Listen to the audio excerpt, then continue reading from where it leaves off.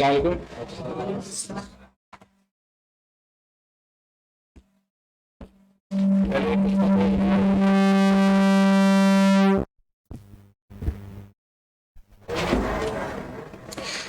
का थोड़ा रिव्यू हो जाता है। यहाँ पे हमने कल डिस्प्ले प्रॉपर्टीज पढ़ी थी।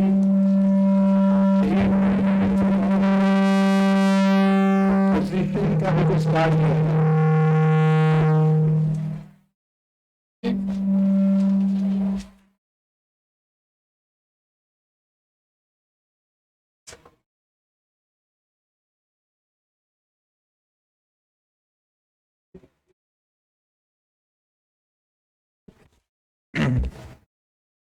तो डिस्प्ले, उसके बाद पोजीशन, ठीक है। डिस्प्ले में हमने कौन कौन सी प्रॉपर्टीज पढ़ी? ठीक है, डिस्प्ले सिर्फ ये कवर करता है कि हमारा एलिमेंट किस तरीके से स्क्रीन पे दिखेगा, ठीक है। और पोजीशन प्रॉपर्टी की पहली चीज हमने क्या पढ़ी थी? Position relative. रिलेटिव लगाने का क्या फायदा है? क्या? लेफ्ट राइट टॉप बॉटम, ठीक है। कंटेनर, बल्कि अगर आपको ज्यादा अच्छा हो तो इसको पेरेंट कह लो और ये डिव कह लो क्लास चाइल्ड, ठीक है। इसको अभी हम थोड़ा आगे लेके जाएंगे आज। कल हमने ये दो चीजें देखी थी, दो लिस्ट हमने बनाई और इस लिस्ट का हम लोगों ने सबसे पहले डिस्प्ले प्रॉपर्टीज चेक की, ठीक है। डिस्प्ले इनलाइन ब्लॉक की सबसे प्राइम एग्जांपल आपका नेविगेशन बार था, जो उम्मीद है आप लोगों ने सबने बना लिया होगा, उसका इस्तेमाल भी कर लिया होगा। तो इनलाइन ब्लॉक सिंपली आप देख रहे थे कि वो बहुत सारे एलिमेंट्स को एक लाइन में ले आता है। आज की जो क्लास है वो पहले थोड़ी देर में हम जल्दी से पोजीशन पढ़ लेंगे, फिर उसके बाद आप अपने कंप्यूटर्स में जाके अपना असाइनमेंट चेक कराएंगे।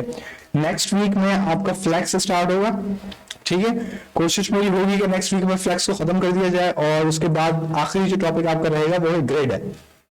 तो कमोबेश आपके 1-1.5 हफ्ता ही रह गया जो CSS का होगा, और उसके बाद हम लोग कोशिश करेंगे कि एक क्रैश कोर्स की दोबारा क्लास कर लें जैसे हमने HTML की थी।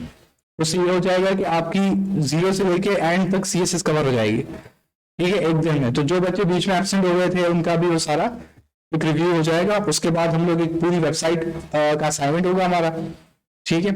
और उस असाइनमेंट के बाद फाइनली हमारा HTML CSS कंप्लीट कर दिया जाएगा, सही है।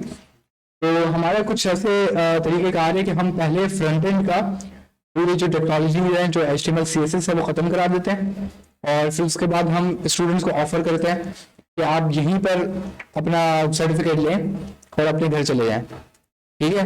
दूसरी आपके पास ये पोजीशन है कि आप आगे बढ़ें, लेकिन उसके साथ फिर हम कमिटमेंट का वादा लेते हैं कि आप आगे तक रहेंगे, क्योंकि इस जावास्क्रिप्ट थोड़ी डिफिकल्ट है।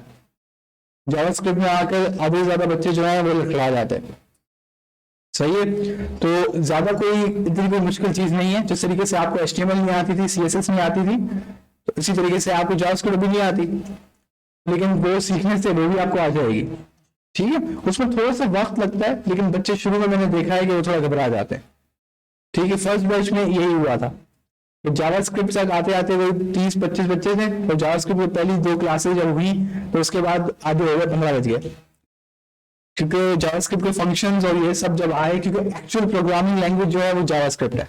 HTML CSS समझ लेंगे रंग और रोगन है बस। असल जो आपका काम होगा प्रोग्रामिंग का वो जावास्क्रिप्ट है। जावास्क्रिप्ट में हाँ बहुत सारी चीजें हैं, लेकिन टाइम लगता है, हर चीज आपको आ जाएगी, कोई मसला की बात नहीं है। अब हम इसको जरा देखते हैं। हमारी डिफ बन गया। अब तो क्लास और आईडी तो बना बना के हम थक गए बिल्कुल। अगर किसी को अब भी नहीं आती तो फिर प्रैक्टिस करो भाई। तो डिव कंटेनर, इसको हम लोग सबसे पहले क्या देते हैं, एक विड्थ दे देते हैं, सही है, 200 पिक्सल दे देते हैं। अच्छा, मैंने बदल दी थी पेरेंट। उसके बाद हम लोग एक हाइट देते हैं, हाइट भी 200 पिक्सल देते हैं, तो ये स्क्वायर बनेगा। इसका हम एक बैकग्राउंड कलर, अच्छा बैकग्राउंड कलर की एक बात अभी मुझे याद आई, अब बैकग्राउंड इमेज भी लगा सकते हैं, किसी को पता है? ये अपने पास लिख लो, बैकग्राउंड इमेज भी लग सकता है, ये div के ऊपर लग जाती है। और इसको लगाने का सिंपल बहुत आसान तरीका है। हाँ उसको हम देखते हैं, उसका भी तरीका है, टेंशन नहीं लो।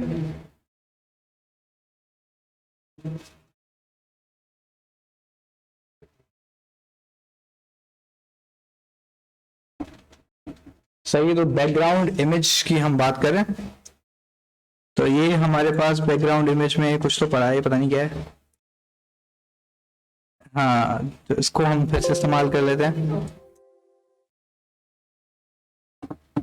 ठीक है, तो ये हम ये कर सकते हैं कि अब ये 200 बाय 200 है, इसके अंदर हम लोग एक URL का टैग देते हैं। URL के टैग में हम लोग उसको ये बताते हैं कि हमारी इमेज कहाँ पड़ी है। ठीक है, हम लोग लगाएंगे इसको और हम लोग 5.3 में जाएंगे, ओपन विद HTML।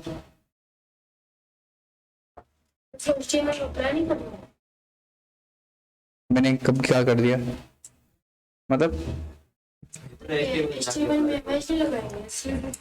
हाँ बस डायरेक्टली CSS पे होगी, बैकग्राउंड में SEO पर कुछ भी आ सकता है। अब हाँ इसका ये फायदा है, आप IMG का जो टैग लगा रहे थे उन्होंने बिल्कुल परफेक्ट बात की, IMG के टैग से भी इमेज आ सकती थी, सबको पता है बात। लेकिन जब आप IMG का टैग लगाते हैं तो उसके ऊपर आप कोई चीज लिख नहीं सकते, इमेज के ऊपर आपने कुछ लिखना है। जैसे एक होता है ना, तस्वीर लगी हुई होती है, ऊपर लिखा होता है न्यू सेल, या एक पूरी जिसको हम कवर फोटो कहते हैं, कवर फोटो होती है, उसके ऊपर वेबसाइट का नाम लिखा हुआ होता है या वेलकम लिखा हुआ होता है।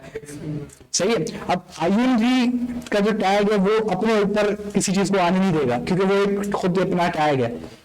तो हम उसमें ये टेक्निक मारते हैं कि ये क्योंकि वो डिव है, और डिव का काम क्या है कि उसमें कोई भी डेटा आ सकता है। अगर आप H1 में इसको लिख देंगे वेलकम, ठीक है, तो ये उसके ऊपर आ जाएगा, ये इमेज के ऊपर आया हुआ है, क्योंकि ये इमेज डिव के ऊपर है।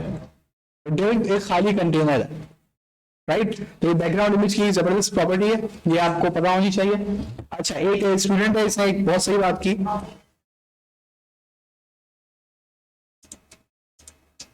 किसकी वॉइस एक्टिव हुई है भाई, इधर 100% हमने कर दिया तो अच्छा ये इमेज बहुत बड़ी है, तभी ये रिपीट नहीं कर रहा।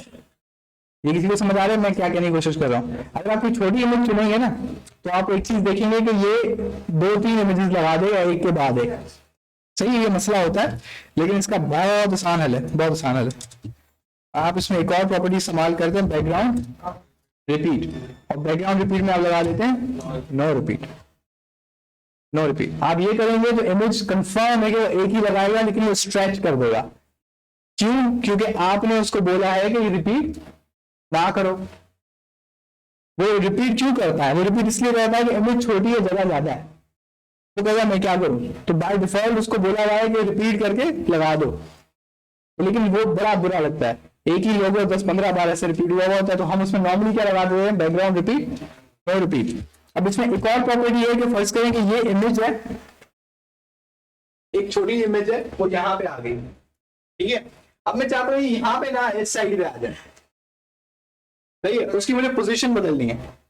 पोजीशन का मसला ये कि ये बैकग्राउंड है, इसमें मार्जिन कटिंग तो लगेगा नहीं, फ्लोर भी नहीं लगेगा, क्योंकि बैकग्राउंड है। फ्लोर आप लगाओगे इधर उधर हो जाएगा सारा। तो ये प्रॉब्लम अब कैसे हल होता है? तो उसका प्रॉब्लम ये हल होता है बैकग्राउंड पोजीशन से। इससे मसला ये होगा कि एक इमेज फर्ज करें इस जगह पे आ गई, ये पूरा डिव है आपका, सही है, आपकी इमेज यहाँ पे आ गई। अब आप कहते हैं मुझे यहाँ नहीं चाहिए, मुझे यहाँ चाहिए, तो अब आप इसकी पोजीशन कैसे बदलोगे? सही है, पोजीशन रिलेटेड कुछ भी काम नहीं आएगा, क्योंकि वो बैकग्राउंड इमेज है। IMG का टैग नहीं है कि आप उसको मार्क देंगे इधर से उधर कर दो, उधर से उधर कर दो, तो ये मसला होता है। तो इसके आप बहुत सिंपल है, सेंटर होता है, राइट होता है, लेफ्ट होता है, टॉप होता है, बॉटम होता है। ये जो सिंपल आपके ऐसी प्रॉपर्टीज हैं वो आप उसको कंट्रोल कर सकते हैं। वैल्यूज भी आ सकती हैं, वो फिर लेफ्ट से उठाता है मार्जिन की तरह।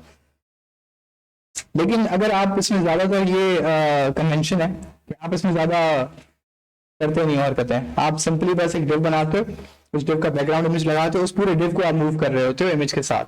अगर आप चाहते हो कि वो जो पूरा डिव है एक बड़ी सी जगह पे कहीं पे वो फिक्स हो, तो आप एक बड़ा डिव बनाते हो, उसका बैकग्राउंड इमेज कुछ रखते हो, और उसके अंदर जो डिव है उसमें बैकग्राउंड इमेज लगा देते हो। ताकि आपको इस पर डिपेंडेंट ना होना पड़े बैकग्राउंड पोजीशन पे, ताकि आप पूरे पूरे डिफ पे तो आप बहुत कुछ लगा सकते हो ना, मार्जिन, पैडिंग, बहुत कुछ आपके पास, फ्लोर, उसके बाद फ्लैग्स, ग्रेड, एक्स वाई जी, जितनी भी ये चीजें हैं ये किस पे लगती हैं, सारी डिफ पे।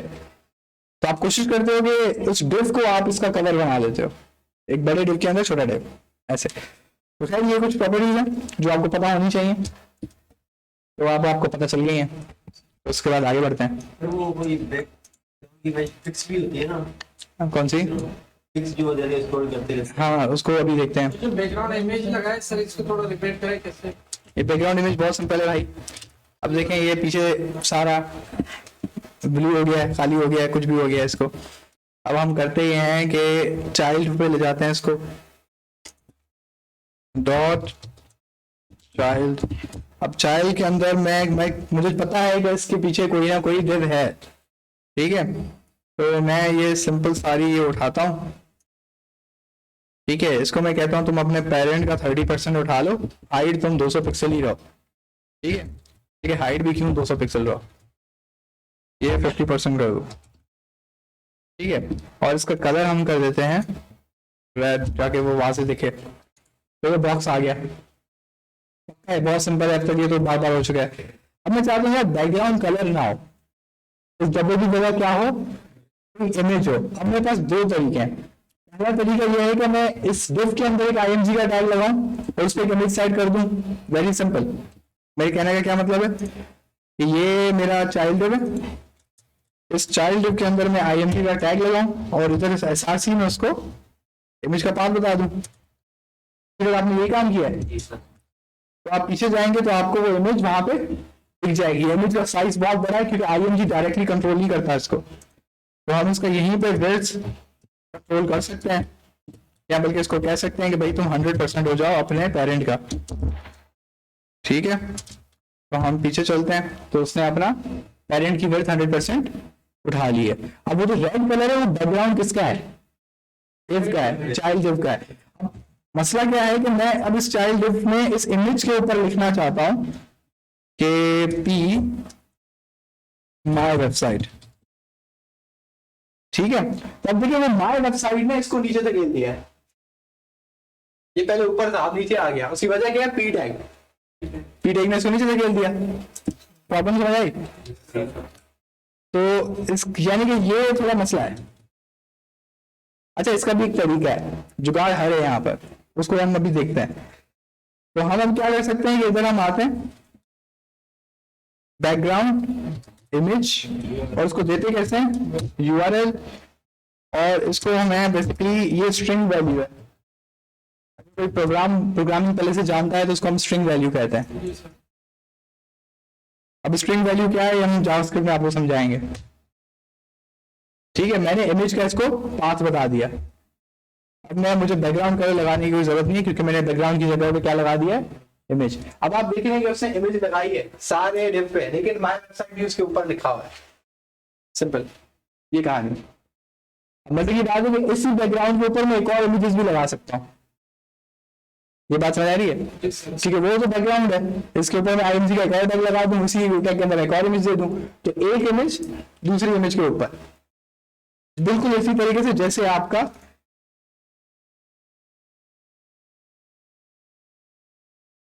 आपका ये डेस्कटॉप है।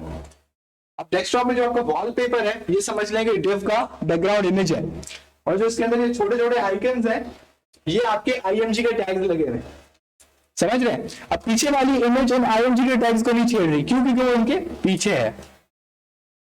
अब ये आगे पीछे वाला सिस्टम भी कंट्रोल होता है, वो भी हम थोड़ा आगे चल के पढ़ेंगे, ठीक है। तो फ्लैग्स पढ़ रहे होंगे तो हम इस बात को डिस्कस कर लेंगे। अब हम आते हैं फाइनली अपने आज के टाइटल पे, जिसका नाम क्या है, पोजीशन। पोजीशन रिलेटिव आप सबने पढ़ा था, रिलेटिव में टॉप बॉटम लेफ्ट राइट आता है और कुछ भी फर्क नहीं आता, सही है। टॉप बॉटम लेफ्ट राइट का मार्जिन से क्या डिफरेंस है?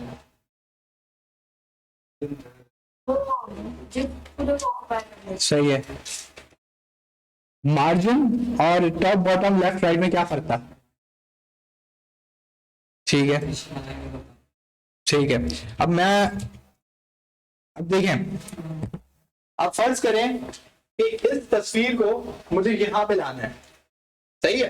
ये मार्जिन बनेगा 40 पिक्सल का। फॉर एग्जाम्पल अगर मैं इसको लेफ्ट देता हूं कितना पिक्सल, 40 पिक्सल मार्जिन लेफ्ट, तो ये यहां पे आएगा, ठीक है। अब ये जो उठ के यहां पे आया मार्जिन की वजह से, इसकी ओरिजिनल पोजीशन क्या है, तो ये अपनी ओरिजिनल पोजीशन से और अपनी दूसरी पोजीशन के बीच में जितनी भी जगह होगी वो पूरी घेर लेता है। हालांकि पीछे आपको कुछ भी नहीं दिखता, लेकिन ये उसकी लोकेशन है, क्योंकि ये उस लोकेशन की रेफरेंस से आगे आया हुआ है। अगर उस रेफरेंस की लोकेशन को आप बिगाड़ेंगे तो ये और आगे चला जाएगा।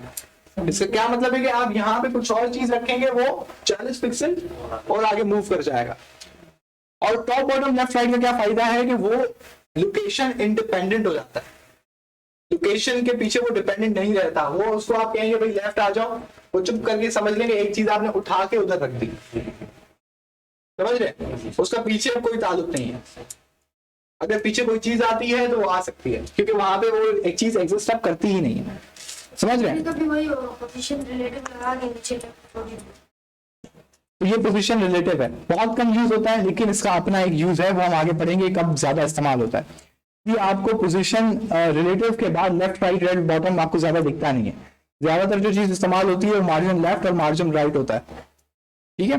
ये कम इस्तेमाल होने वाली चीज है, लेकिन इसका थोड़ा आगे यूज आएगा, वो हम देख लेंगे वो कब आएगा। अब पोजीशन रिलेटिव, पोजीशन टैग में अगर आप करेंगे तो आपको VS कोड वैल्यूज में सबसे पहले क्या दिखा रहा है, उसके बाद क्या दिखा रहा है।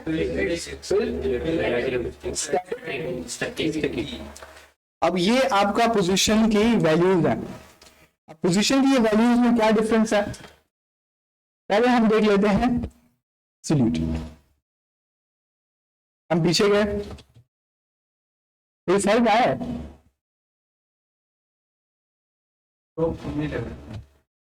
तो फर्क आया, किसी को दिख रहा है?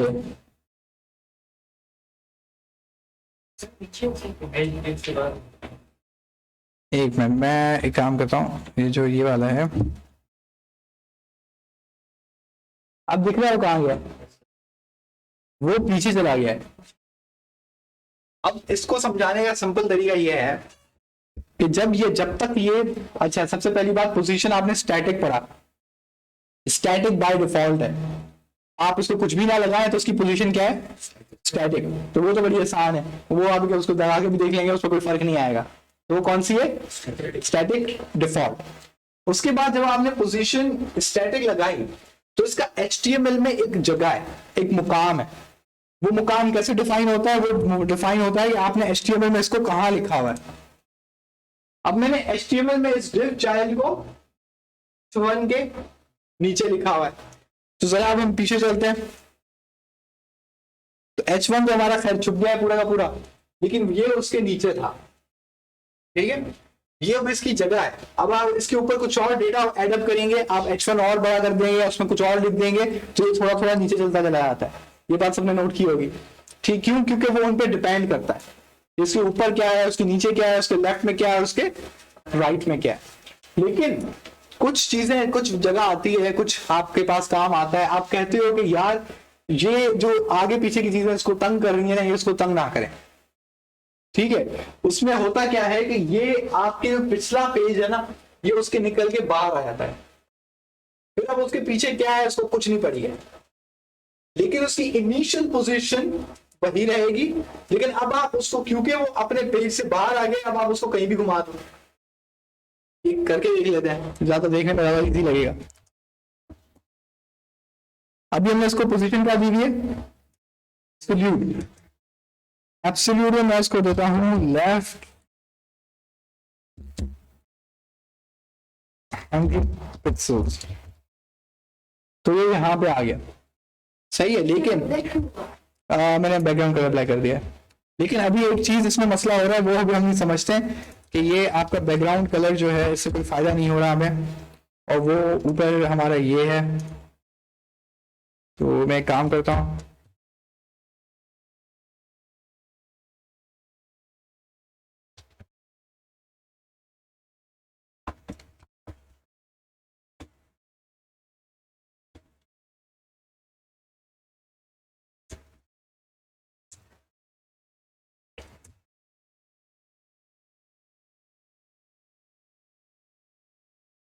ये बहुत ज्यादा ऊपर चला गया है, ये भी बहुत ज्यादा ऊपर चला गया है। अरे मेरी, अरे यार ये हुआ है। एक मिनट, हमें इसको इमेज को पहले कंट्रोल करना पड़ेगा। मसला ये इमेज जो है पूरी जगह घेर रही है, ठीक है, ये ओवरऑल सारी इमेज है। अब हम इसके लिए कर ये सकते हैं कि अब ये मसला है कि बैकग्राउंड इमेज इसकी पूरी जगह लेगा। इसकी जगह पे हम इसको बैकग्राउंड कलर फिलहाल दे देते हैं। कर सकते हैं इमेज साइज के साथ, तो थोड़ा लंबा चक्कर चला जाएगा बैकग्राउंड उस पोजीशन के बाद। अब इधर बात ज्यादा सही से समझ आ रही है। वो पीछे वेलकम दिख रहा है आपको, ये रेड बॉक्स के ऊपर आ गया। नॉर्मल केस में इसके ऊपर आएगा नहीं आएगा, लेकिन अब क्या हुआ है, मैंने इस पे पोजीशन क्या लगा दी है, एब्सोल्यूट। जब आप पोजीशन एब्सोल्यूट लगाते हैं ना, तो आपका जो एलिमेंट है वो आजाद है, आप उसको पूरे पेज में कहीं भी घुमा फिरा दो। लेकिन इसका एक फॉल्ट है। इसका फॉल्ट क्या है, अगर आप इस पेज को छोटा बड़ा करेंगे तो जो आपकी रिस्पॉन्सिव डिजाइन था, जो आपका रिस्पॉन्सिव डिजाइन था, अभी तो मैंने इसको वो परसेंटेज दी हुई है तो ये थोड़ा आगे छोटा बड़ा हो रहा है, लेकिन जो इसका रिस्पॉन्सिव डिजाइन है वो आपका अलग हो जाता है। अब फर्ज करें कि आप इसको यहाँ पे फिक्स करते हो ना, ये यहीं पे रुका रहेगा। आप पहले छोटा करेंगे वो बाहर चला जाएगा। क्यों? क्योंकि आपने इसको कहाँ रोका है, इस जगह पे। पोजीशन एब्सोल्यूट का ये मसला है, आप उसको जो जगह बताओगे वो वहीं पे टिका रहेगा, क्योंकि वो एब्सोल्यूट हो गया है, वो अपने पेज से बाहर आ गया। अब उसका पीछे पेज से कोई ताल्लुक नहीं रहा है, बस आप उसको जो पोजीशन बताते हो ये वहां पे मूव करता रहेगा। इसको मूव करता है, हाँ, हम जो उसको पोजीशन बताएंगे वही वहीं पे। अब ये यहाँ पे टिका रहेगा, आप इसके पीछे कुछ भी लिख दें, आप कितने भी टैग लगा दें, ये उसके ऊपर ही आ जाएगा, ठीक है। ये अपनी जगह को नहीं छोड़ेगा, कुछ भी कर दो। क्यों? क्योंकि इसकी पोजीशन क्या हुई है, एब्सोल्यूट। अब इसकी हाइट जो है ना वो भी हम थोड़ी चेंज करते हैं, px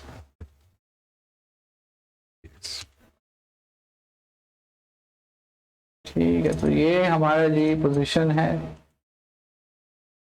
यार। ये इसको साइज को मैं कैसे छोटा करूँ,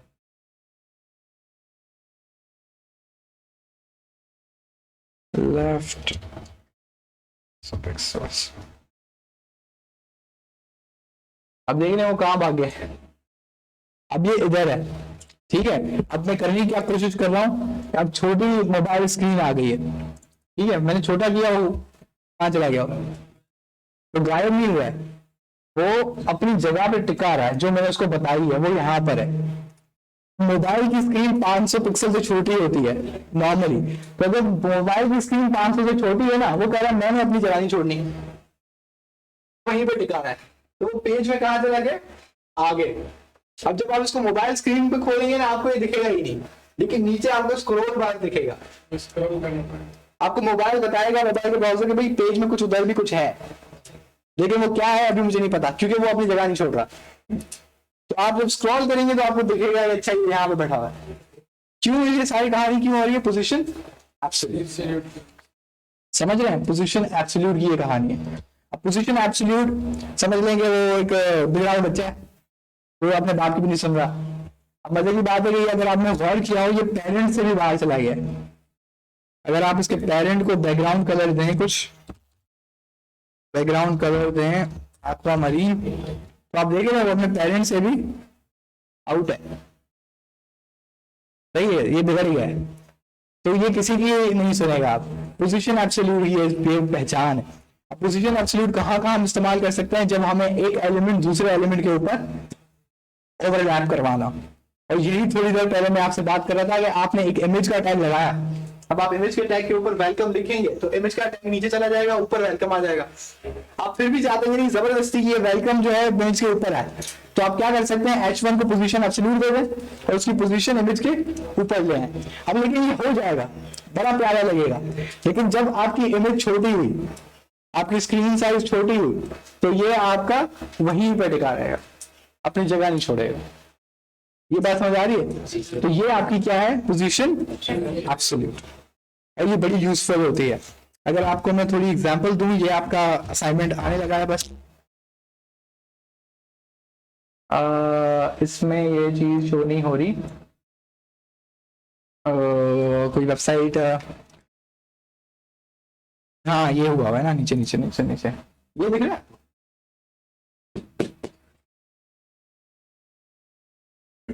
एक मिनट, नीचे वालों को दिखेगा। ये सर्च बार दिख रहा है आपको? ये सर्च बार है इनपुट बॉक्स। अच्छा, ये इनपुट बॉक्स पे ये जो कर्वेचर आया हुआ है, ये किसी को पता है कैसे होता है? Border radius. जिन बच्चों को नहीं पता वो देख लें, ये होता है किससे? ये होता है बॉर्डर रेडियस। नहीं नहीं नहीं नहीं, अभी देखते हैं, अभी देखते हैं। अभी बॉर्डर रेडियस कितना दें इसको? 10 पिक्सल दे देते हैं। तो बॉर्डर रेडियस का हमें क्या फर्क हुआ? किसी को समझ आया हो क्या हुआ? ठीक है, अब इसको हाँ बढ़ाते रहो, इसको 20 पिक्सल कर दो। अब समझ आया क्या हुआ? ये कर्वेचर बढ़ रहा है, सही है। आप इसको बढ़ाते रहो 100 कर लो, तकरीबन गोल हो गया है। ठीक है, ये डिपेंड करता है आपकी विड्थ से। ये सर्कल क्यों बन गया? क्योंकि इसकी विड्थ क्या थी? 100 पिक्सल। वो अपने वो विड्थ के बराबर आ गई है। तो कर्वेचर अगर अपने वो उसकी विड्थ के बराबर आ जाए तो वो सर्कल है, सही है। इसका कोई कॉर्नर नहीं मिलेगा आपको, बेसिकली वो सर्कल कहलाता है। हाँ, सर्कल का किस तरह हुआ? एक मिनट, इसको पहले ये काम करते हैं। ये टॉप इसको थोड़ा नीचे लाते हैं, तो शक्ल तो दिखाओ अपनी, तो थोड़ा और नीचे लाते हैं। ठीक है, ये हमारा सर्कल है। तो ये हुआ कैसे? मैंने एक प्रॉपर्टी इस्तेमाल की है। ये हमारा स्क्वायर है, इस स्क्वायर की विड्थ क्या है? 100 पिक्सल। मैंने इस विड्थ के बराबर इसकी बॉर्डर रेडियस रख दिया। मैं बराबर विड्थ के बराबर हाँ इक्वल कर दूंगा तो वो सर ये जो बड़ा कंटेनर इसके कर सकते हैं, जैसे ये बिल्कुल हो जाएगा। चलते रहो, इसकी आप बॉर्डर रेडियस लगा दो। आप कितना लगा सकते हो? क्या वो ओवल टाइप होगा? हाँ, वो साइड से देख रहे हैं यार आपके ऊपर। वैसे ये बड़ा अच्छा दिख रहा है, अगर मैं इसको थोड़ा छोटा करूं तो ये एग्जैक्टली वही चीज है जो यहाँ पे हुई है। अब मजे की बात है कि ये इनपुट बॉक्स है, ये बॉर्डर रेडियस इनपुट बॉक्स पे भी लग जाता है। ठीक है, आप इनपुट बॉक्स बनाएंगे। ये अब आपका असाइनमेंट है। असाइनमेंट में क्या करना है आपको? असाइनमेंट में आप सबने, जिन्होंने नहीं बनाई है फिर उनको पता लगेगा। नेविगेशन बार सबने बनाई थी? अब नेविगेशन बार में मुझे अपनी वाली नहीं मिल रही, पता नहीं मैंने कहाँ बना दी थी। है तो नेविगेशन बार आपने बनाया है, उसमें कुछ बटन्स बनाए। ठीक है, मार्जिन लेफ्ट सब कुछ आपको पता है। ठीक है, आपने करना ये है कि नेविगेशन बार के बटन्स इस तरफ आएंगे और बिल्कुल इसके राइट साइड पे आपको इनपुट बॉक्स दिखेगा जो आपका क्या होगा? सर्च बार हो। सर्च बार का बॉर्डर नेविगेशन बार के नीचे क्यों लाएंगे आप? सेंटर में नहीं समझा देते हैं, टेंशन क्यों ले रहे हैं? बिल्कुल यही काम करना है। अब इसमें थोड़ा सा डिफरेंस क्या है, इसमें लोगो यहाँ पर है, आप लोगो लगा लें, IMG के थ्रू लोगो लग जाएगा, बहुत आसान है। उसके बाद आप, ये मेरा बटन है, आप ये मेन्यू दिया हुआ है, हमने कौन कौन से किया था? होम, अबाउट और कॉन्टेक्ट अस। तो बिल्कुल इसी तरीके से अगर 3 बटन आ जाएंगे, उसके बिल्कुल राइट पे, ये थोड़ी स्क्रीन कट रही है, ये बिल्कुल राइट पे इसमें 3-4 चीजें दी हुई है। आप जस्ट एक उधर बिल्कुल ऐसा सर्च बार लगाएंगे। लेकिन सर्च बार में एक टेक्निक है। अब सर्च बार में क्या टेक्निक है? ये चीज दिख रही है, ये वैसे इन्होंने बटन दिया हुआ है, आप बटन ना दो, कुछ ज्यादा ही कॉम्प्लिकेट हो जाएगा। आप बटन ना दो, एक आइकन लगा दो इधर। आप इमेज से अगर आप ऑनलाइन सर्च करेंगे तो सर्च आइकन आपको बड़े आराम से मिल जाएगा। छोटा, बहुत छोटा है, इसको छोटा करना पड़ेगा। विड्थ हाइट आप कंट्रोल कर सकते हैं CSS के थ्रू। आप इसकी विड्थ हाइट कंट्रोल करें, जो आपको इमेज पसंद आए आप उठाएं और आप इमेज इधर इनपुट बॉक्स के इधर फिट करेंगे। वो कोई जरूरत नहीं है, मुझे बस ये देखना है कि आप इमेज को इनपुट बॉक्स के अंदर कैसे लाते हैं। अब प्रॉब्लम ये होगी कि आप पोजीशन, आप बहुत सारे बच्चे वो चलाकी मारेंगे, वो पोजीशन आप सल्यूट करेंगे और उसकी पोजीशन उसके बीच में ले आएंगे, बोलेंगे हो गया सर। लेकिन जब मैं उसको उठा के मैं ये काम करूंगा ना ऐसे, तो आपका जो सर्च बार है, वो सर्च आइकन जो है वो स्क्रीन के बाहर, ये मैं अभी से बता रहा हूँ, ये होगा। ठीक है, अब आपको थोड़ा ये सोचना है कि ये इसको मैं कंट्रोल कैसे करूं। नहीं, पोजीशन एब्सोल्यूट कंट्रोल हो सकती है, लेकिन आपको थोड़ा इस पे दिमाग लगाना है। आप इंटरनेट आपके पास है घर पे, आप गूगल करें, उसको थोड़ा सर्च करें कि ये कैसे मुमकिन है कि मैं पोजीशन एब्सोल्यूट को कंट्रोल करूं। मैं बार बार कीवर्ड्स बता रहा हूं, ये आप गूगल पे एग्जैक्ट लिखेंगे तो आपको इसका जवाब मिल जाएगा, लेकिन ये आपको खुद से सर्च करना है और आप उसको इम्प्लीमेंट करना है। ठीक है, ये आपके पास अब टेक्निक है, क्योंकि आपके पास, और जब आप खुद प्रोजेक्ट्स कर रहे होंगे आपको ऐसे मसले मसाले आएंगे, तो आपको ये चीज पता होनी चाहिए कि आपको ऑनलाइन इसका सर्च कैसे करना है, मसले का हल कैसे निकालना है। कोई हिंट दीजिए सर, कैसे सर्च करेंगे, मतलब इसके बारे में। मैंने 2-3 बार मैंने कीवर्ड लिखे बताया कि आप गूगल पे सर्च करेंगे पोजीशन एब्सोल्यूट कंट्रोल या कंट्रोलिंग पोजीशन एब्सोल्यूट, सही है। इस तरीके से आप कीवर्ड सर्च करें, आपको इससे ये भी पता लगेगा कि कीवर्ड्स हम कैसे लिखेंगे तो किस तरह के मुझे जवाब मिल रहे हैं। ठीक है, ये भी एक टेक्निक है जो एक्सपीरियंस से मिलेगी आपको। स्टैक ओवरफ्लो सबसे बेहतरीन वेबसाइट है, स्टैक ओवरफ्लो पे सबसे ज्यादा आपको जवाब मिलते हैं। आप स्टैक ओवरफ्लो को सबसे ज्यादा इस्तेमाल करें, क्योंकि जब आप सर्च करेंगे तो आपको बहुत सारे आंसर्स मिलेंगे बहुत सारी वेबसाइट से, लेकिन जो स्टैक ओवरफ्लो की वेबसाइट होगी वो आप देखेंगे ये सबसे बेस्ट है। समझ आ रही है? यस। अब हम थोड़ा आगे बढ़ते हैं। पोजीशन एब्सोल्यूट बड़ी बहस हो गई है, इसको प्रैक्टिस जरूर कीजिएगा। आप डिफरेंट एलिमेंट्स पे प्रोजेक्ट एब्सोल्यूट पोजीशन एब्सोल्यूट लगाइएगा और आप चेक करिएगा कि उसका रिजल्ट क्या आ रहा है। सही है, मैं आपको प्रॉपर्टीज बताऊंगा, उसको एक बार यूज करके दिखाऊंगा, लेकिन उसके बाद खेलना आपका काम है। मैं एक ही कंडीशन तो मैं चेक नहीं कराऊंगा, देखो मैंने लेफ्ट लगाया इधर चला गया, देखो मैंने टॉप लगाया इधर चला गया। अच्छा, माइनस का सबको पता है, जो उसकी ओरिजिनल पोजीशन है, अब मुझे लेफ्ट पे जाना है तो मैं प्लस दूंगा तो वो लेफ्ट की तरफ आएगा, फिर मैं उसको माइनस दूंगा तो वो राइट की तरफ जाएगा। ये बात समझ आ रही है आपको? ये माइनस का कंट्रोल है। आसान हो रही है? अच्छा, तो अब पोजीशन एब्सोल्यूट के बाद एक और पोजीशन है, वो क्या है? फिक्स्ड। अब जरा ये लगा के देखते हैं कि इसके साथ क्या हुआ। अभी हमें समझ में नहीं आएगा कि इसके साथ क्या हुआ है, तो हम एक काम कर सकते हैं, बहुत सिंपल काम है। हम अपनी बॉडी में जाएंगे, बॉडी की जो हाइट है इसको मैं 200 VH कह दूंगा, तो मुझे क्या मिल गया? Roll bar. लेकिन एक मजे की चीज होगी, ये क्यों हुआ? Position absolute. इसको थोड़ा सफाई करते हैं, समझ आ रहा है? बार बार अगर इस तरह से टेक्स्ट करें, बिल्कुल सही, ये इस्तेमाल ही नेविगेशन बार में होता है। सही है, इसका एक्चुअल काम ही नेविगेशन बार का है। जो नेविगेशन बार्स आपको दिखते हैं इसमें उन्होंने फिक्स नहीं किया हुआ, लेकिन आप कुछ पेजेस पे आप देखते हैं कि इसको आप स्क्रॉल डाउन करेंगे, अब ये इन्होंने किया हुआ है, ये नेविगेशन बार दिख रहा है, ये पोजीशन फिक्स्ड है। मैं नीचे नीचे स्क्रॉल कर रहा हूँ, लेकिन ये मेरे पास मेरे साथ साथ चल रहा है, जैसे कि हमने अपने इस सर्कल को पोजीशन फिक्स की हुई है। बहुत सिंपल और बहुत आसान। ठीक है, मैं एक मिनट देखता हूँ, मैंने जो पोजीशन वो बनाई थी नेविगेशन बार, आई थिंक ये है, हाँ यही है, सही है। इस पे हम लगा के देखते हैं, स्टाइल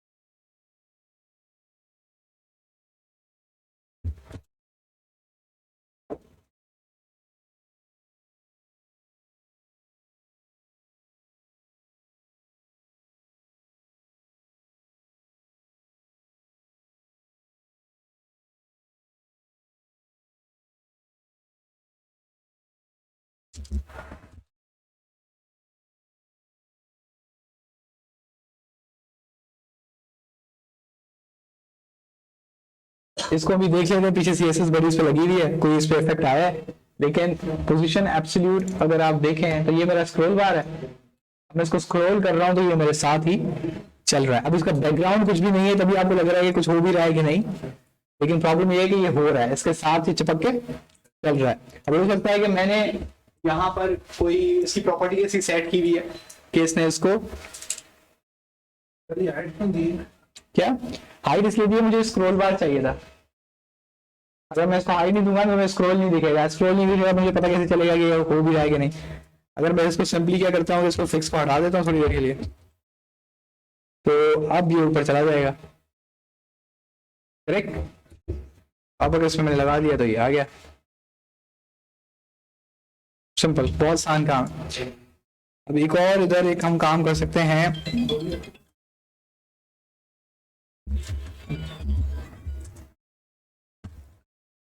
मार्जिन टॉप 50 पिक्सल्स,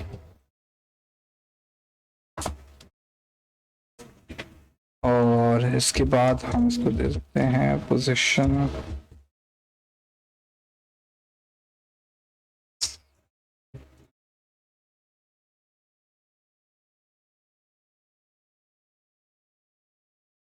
ये आपके पास क्या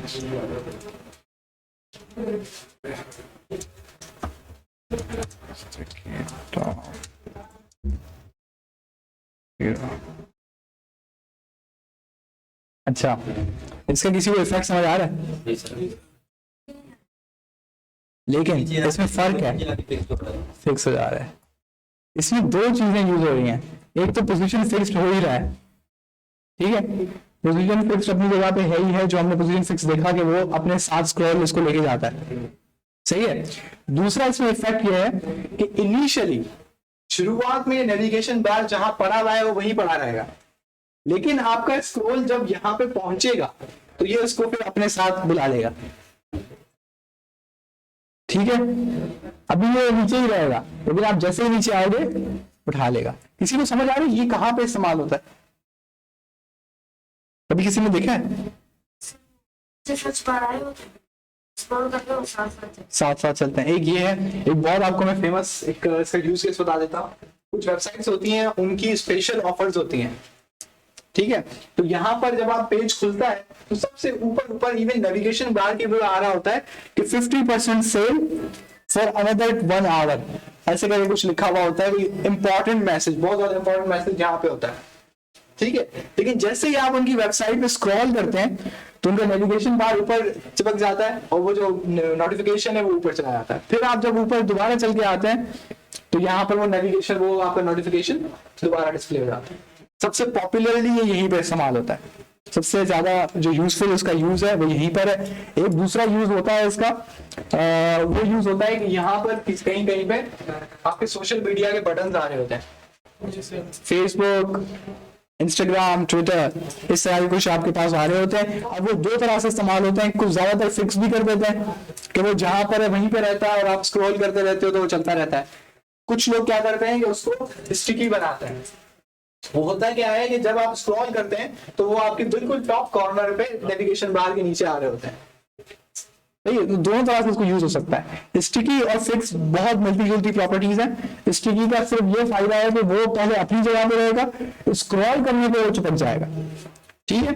और ये जरूर याद रखिएगा या लिख लीजिएगा कि पोजीशन स्टिकी लगाने के बाद आपको कोई एक टॉप, लेफ्ट, राइट, बॉटम में से एक चीज बतानी है उसको। मैं नॉर्मली टॉप 0 बता देता हूँ, तो ये टॉप 0 पे फिक्स हो जाता है, सही है।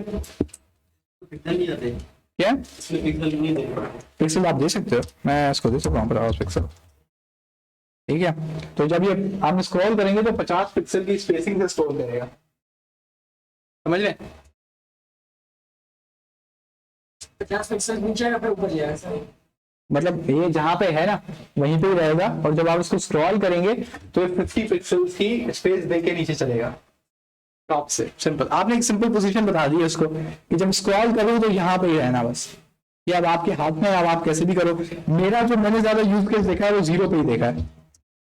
ये यहाँ पे होता है, ऊपर कोई चीज बनी हुई होती है, जब आप नीचे आते हैं तो ऊपर चिपक जाता है, सिंपल। तो आज आपने पोजीशन की कौन कौन सी प्रॉपर्टीज पढ़ी है? Sticky, fixed. इसकी स्टैटिक भी है, लेकिन स्टैटिक का कोई काम नहीं है, किसी काम की नहीं है, उसका कोई फायदा नहीं है। नहीं, ये तो खामखा टाइम ज़ाया करने का फायदा नहीं, क्योंकि वो बाय डिफॉल्ट है। जब आप कोई चीज़ नहीं लगा रहे तो वो स्टैटिक लगी हुई ऑलरेडी, तो आपको पता है कि जब आप कोई चीज़ काम करते हैं तो वो कैसा दिखता है बिना कोई चीज़ लगाए। एब्सोल्यूट पेज पे से उस चीज़ को बाहर निकाल देगा, उसको जहां घुमाना चाहे घुमा लें, उसको किसी से सरोकार नहीं है। एब्सोल्यूट को पोजीशन बता दें, वो वहीं पे चिपका रहेगा, ठीक है। लेकिन उसको स्क्रॉल करेंगे तो ऊपर जाएगा, वो जहां पे मतलब आपने उसको फिक्स किया वहीं पे रहेगा, आप स्क्रॉल करेंगे वहीं पे रहा रहेगा, ऊपर चला जाएगा। उसके बाद आया फिक्स्ड। फिक्स्ड का क्या मतलब है कि वो आपके व्यू में रहता है, आपका जो व्यू है, यूजर का व्यू है, वो उसमें चिपका रहता है। सबसे इंपॉर्टेंट फिक्स्ड का यूज केस आपके social media buttons, advertisements, navigation bar, putters, किसी किसी वेबसाइट में छोटा सा नीचे फुटर भी आ रहा होता है ब्लैक कलर का, तो इसके ये सारे यूज केस हैं फिक्स्ड के। Sticky mostly navigation bar, mostly अगर नेविगेशन बार के ऊपर कुछ देना था तो उसके बाद आप स्टिकी यूज करते हो, फिक्स यूज नहीं करते, क्योंकि अगर आप फिक्स यूज करेंगे तो ऐसे नीचे जाएगा थोड़ी स्पेस के साथ, समझ रहे हैं। तो यहाँ पे ये बड़ा अजीब लगा रहेगा कि आप नीचे जा रहे हैं, वो ऊपर ऐसे थोड़ी स्पेस देके नीचे चल रहा है। तो ये स्टिकी और फिक्स दोनों आपस में बहन भाई हैं, थोड़ा सा फर्क है। ये फिक्स जो है वो ज्यादा, वो जो स्टिकी है वो थोड़ा ज्यादा पावरफुल है। स्टिकी में समझ लेंगे पोजीशन फिक्स्ड रिलेटिव मिलके आती हैं। जिस तरह पोजीशन रिलेटिव में आप थोड़ी टॉप बॉटम लेफ्ट डिफाइन कर रहे थे, आप स्टिकी में भी वो भी डिफाइन करते हैं, लेकिन फिक्स की तरह वो आपके स्क्रॉल बार के साथ घूमता है। अब तक किसी को कोई सवाल पोजीशन में से, कोई मसला?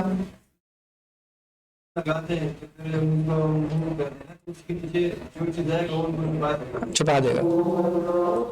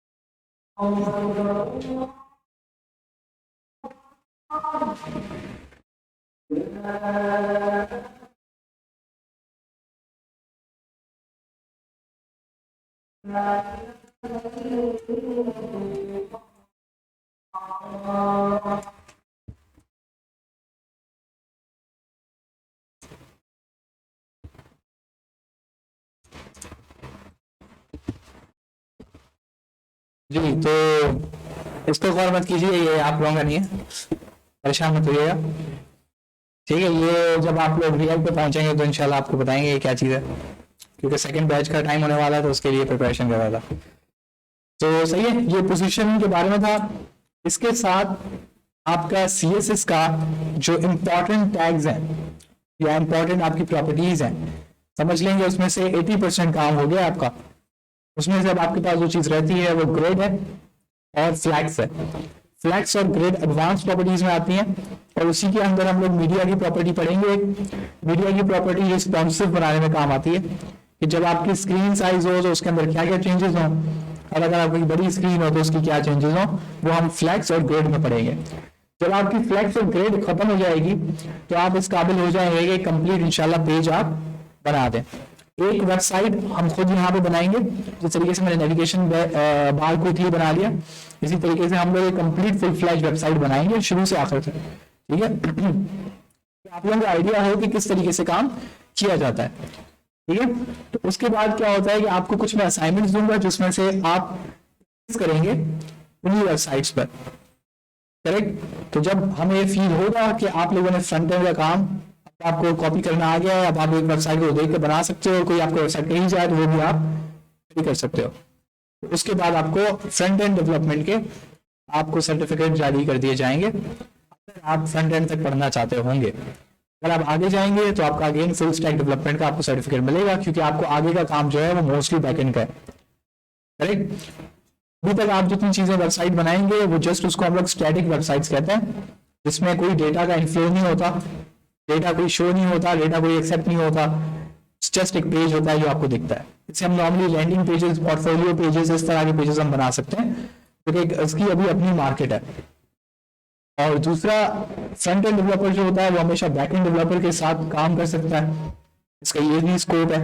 आप सबसे ज्यादा अगर आपको इसकी मार्केट देखनी है तो आप लिंक्डइन पे जाएं, जॉब सेक्शन में जाएं और आप फ्रंट एंड डेवलपर लिखिएगा तो आपको पता लगेगा कि वो किस किस तरह के जॉब्स आपसे ऑफर करते हैं। इसके साथ साथ आपको जब ये कंप्लीट हो जाएगा CSS, तो बूटस्ट्रैप ना आपके कोर्स का हिस्सा है और ना मतलब वो फ्रंट एंड डेवलपमेंट का कोई एसेंशियल चीज है, लेकिन मैं समझता हूँ वो जरूरी है, क्योंकि जब एक बंदा फ्रंट एंड जब आप HTML CSS पढ़ते हैं तो एक एस्थेटिक्स सीखने में टाइम लगता है कि किस चीज को कैसे बनाया जाए, उसमें थोड़ा टाइम लगता है, आपको एक्सपीरियंस चाहिए होता है। आप जब 10-15 प्रोजेक्ट्स नहीं करोगे इंडस्ट्रियल, आपको समझ में नहीं आएगा कि CSS मुझे कैसे बनानी है, आप भूलने के चांसेस होते हैं। तो उसमें बूटस्ट्रैप का बड़ा फायदा ये होता है कि उसमें मोस्टली काम ऑलरेडी हुआ हुआ होता है, कुछ एक छोटे से काम से हमें बड़े जबरदस्त किस्म की फंक्शनैलिटी मिल जाती है, करेक्ट। तो उस वजह से मैं आपको बूटस्ट्रैप जरूर कराता हूँ, ताकि जब आप इंडस्ट्रियल लेवल पे जाके किसी को काम सबमिट करें तो कम से कम वो आपको काम देख के ये ना बोले कि यार ये प्रोफेशनल नहीं है, क्योंकि बूटस्ट्रैप ये सारी चीजों को हैंडल कर लेता है, कोई भी उसको पकड़ नहीं सकता कि ये समझ लें किसी नए सीखे हुए बंदे ने लिखा है, ठीक, क्योंकि वो पता लगता है, वो काम से पता लग जाता है कि ये बंदा नया है या इस तरह का कोई एक्सपीरियंस है, करेक्ट।